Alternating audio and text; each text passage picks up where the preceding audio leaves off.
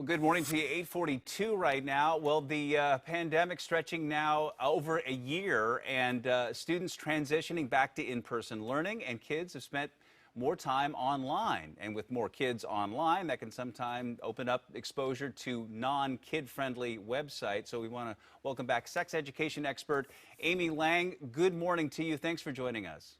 My pleasure. Thanks for having me. All right, so let's start here. I mean, from a broad perspective, there are like endless apps that our kids are on to upload videos, making friends, some friends that we don't know anything about. How can we as parents make sure that our kids are doing this as safely as possible?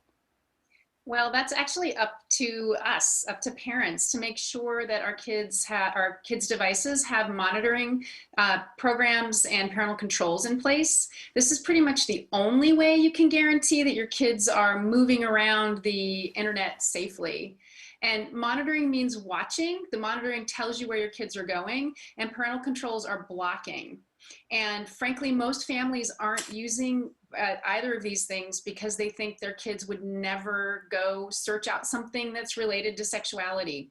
And it happens all the time. Kids are curious, they're going to Google sex or boobs or even sometimes horses and end up seeing inappropriate videos and that sort of thing. And even the best parent out there, the most aware parent may think they know exactly what their kid is doing online, but what are some signs that we can tell if something is not quite right? Sometimes kids, you can't tell at all. They seem like they're totally fine. Sometimes kids will, especially older kids, will get pretty secretive. They might try to get a device when it's not their time to have the device. Sometimes younger kids do that exact thing. They will try and sneak the iPad or the phone or get on the computer when it's not okay or not that time. Sometimes their behavior will become, they'll be more clingy. They might, especially in younger kids, they might be more tearful. Their grades might drop. That's a big indication.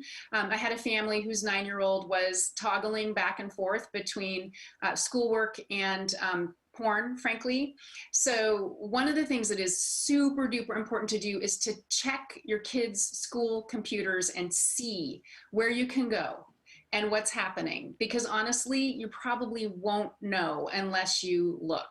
Right. And if you're a parent of a teenager, you inevitably are going to get, you're being too nosy, dad slash mom, butt out. I got this. How do you deal with that? First of all, they don't got that because they haven't been on the planet long enough to get that. One of the things you can do with your older kids is just talk really openly about sexuality and what healthy sexuality looks like. Talk with them openly about what their friends are doing and seeing. This shows that you're interested. And then, when they say, I've got this, the thing that I think parents and kids forget is like having devices and being on the internet for fun is a privilege, Yep. not a right. And so if you don't have family rules in place and the kids are really pushing back against them, that could be a sign that they're up to no good.